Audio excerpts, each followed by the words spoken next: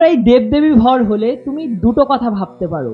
এক, এটা তার মানসিক রোগ, আর দুই, নাটক করছে, একদম পুরোপুরি নাটক করছে, নাটক ছাড়া অন্য কিছু না।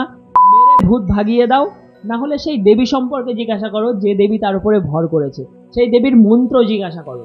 তুমি একজন মানুষ, তোমার রোগ সারিয়ে দিচ্ছে, সুতরাং তার ভেতরে একটা ঐশ্বরিক ক্ষমতা আছে।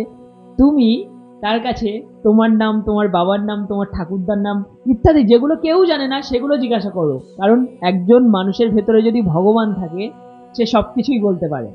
একটা মানুষের ভেতরে যখন ভগবান ঢুকে যায় সে তোমার সব প্রশ্নের উত্তর দেবে।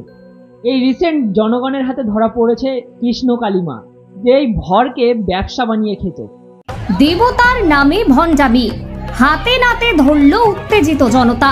মানুষের বিশ্বাসকে ব্যবসায় পরিণত করে দিয়েছে। এ মানুষের কাছ দিয়ে এত টাকা নিয়েছে যে 7-8 জায়গায় জমি কেনা হয়ে গেছে, বিল্ডিং করা হয়ে গেছে।